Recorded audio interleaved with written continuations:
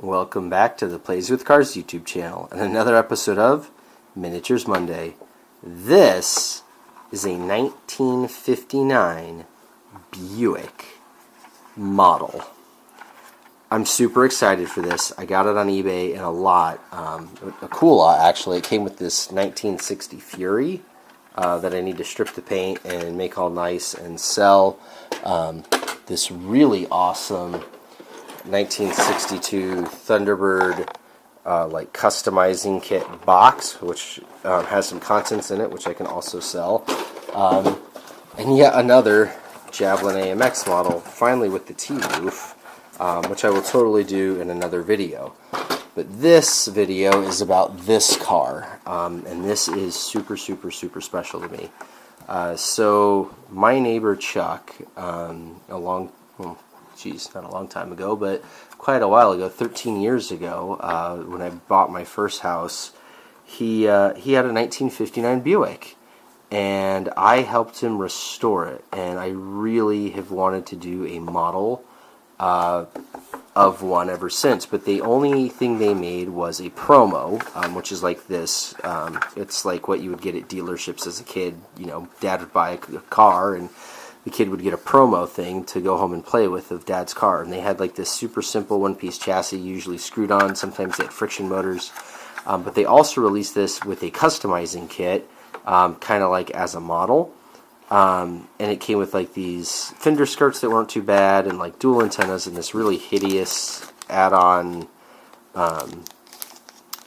spare tire, what do they call this, Continental kit assembly, things like that. But and these crazy hood scoops and this propeller bar thing. But I could fix all that. I could take all this off of this. Why I was so excited about this is those were the only releases of the 1959 Buick ever in the model car world. And so to build a model even remotely similar to my neighbor's was going to take a lot of money, because these things go for a ridiculous amount. I've been passing up.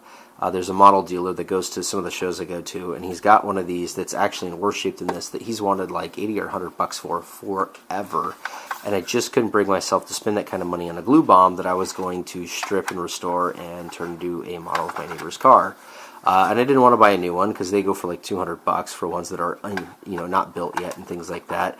But I really wanted one, and when this lot came up, being that I've been needing a Javelin AMX with a T-roof too, and one of these, I totally had to jump on it. I got it for a really good price. I think I only paid 80 bucks for all three. And then the Fury I'm going to sell, and that'll help me get some money back along with the 1962 box. So then I'll be in this for not very much at all. And I'm just super stoked to restore this car. And let me show you why. Like I said, I helped Chuck restore his actual car, and this is Chuck's actual car. This is a 1959 Buick Electra, four-door pillarless hardtop. So when you roll down the windows, all of that went away. You just had the wraparound windshield, the little vent windows, and the wraparound rear window, and it had this really sweet, like, swept roof on it. It had a 401 cubic inch Buick nailhead V8 in it, and an automatic transmission that it didn't have gears. It had a switch pitch converter. It had like 3 speeds because of the converter. It was really weird, but it was a fun car to drive. It was all original except the paint color was a 1959 Cadillac deep emerald green. Really loved his car. Loved restoring it with him. We had a lot of great times with it. He passed away in 2011. So it was before that, 2009 or 2010. Yeah, anyways, he passed away, gosh, almost 10 years ago now. But I've always wanted to do a model. They don't make the four-door like this, and I could have cobbled one together after cutting up a Buick and cutting up a Impala and things like that, but I don't want to do that. I just want to build this because Chuck loved convertibles and he loved two-doors, and he would have loved a convertible Buick. So I'm super happy to do this. His favorite color was like candy apple red. I actually built him a candy apple red 49 Ford convertible, which was his favorite car, which I got after he passed away. The family gave it back to me. So I still have that, and that's pretty cool. So since I've already done a red convertible for him, this one's going to stay green. Sorry, Chuck, but I like the green. So I'm going to do that kind of in his memory. I've been really looking forward to that. I'm so excited to get this model and restore it and make it super nice. The whole time Chuck had his car, he had only ever seen one other 59 Buick. This is the other one he saw. This is a 59 Buick Invicta, which is actually what this model is. You can see right there where it says Invicta instead of Electra.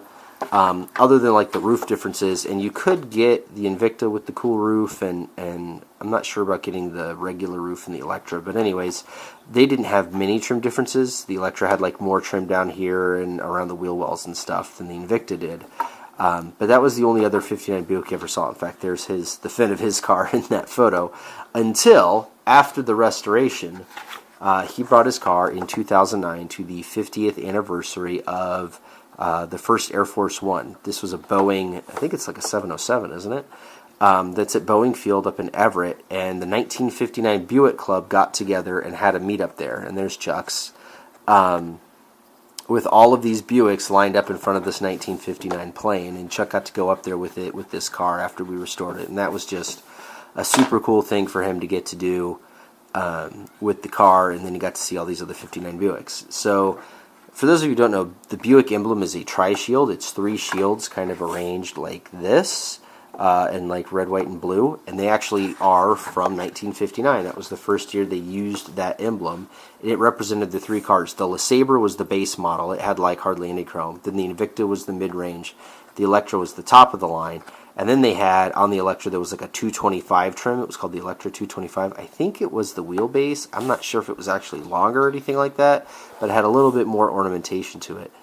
And then the Buick engines, the nailhead was really cool. They called it a nailhead because the valve literally looked like a nail. It was super long valve stem and then a tiny little valve head. But they were torque monsters, and on the valve cover, it would say Buick Wildcat and then like 445, and people thought that meant the cubic inches, and that's not true. It's the torque. So the engine bay in Chuck's car, the top of the lid said Buick Wildcat 425 or something like that for the 401 nailhead. So yeah, I'm totally going to take this thing and take off all of these customizing parts as best I can and do a ton of body work to it and strip it and prime it and do a similar green. I'll change the wheels and tires out. I don't know exactly what I'm going to go with yet. Chuck was pretty traditional. He would have liked, wide whites and full caps or something like that. So maybe I'll just get some more modern ones. And I really want to drop this thing in the weeds because the back end sits nice. This front end's way too high. We gotta bring that wheel down like that. Bag this thing. But yeah, that's what a 1959 Buick model looks like. And that's a little history on 1959 Buicks. And yeah, I hope you guys really enjoyed that. Chuck meant a lot to me as a neighbor and a friend. And like I said, I've already done a red 49 Ford convertible for him when he was alive. But now that it's been about 10 years, I get to do this one. So yeah. Pardon me, getting a little choked up. Anyways, yeah, we'll do this as a series. I'll show you guys step by step, just like we did the 143rd AMX. So look forward to that. And until next time.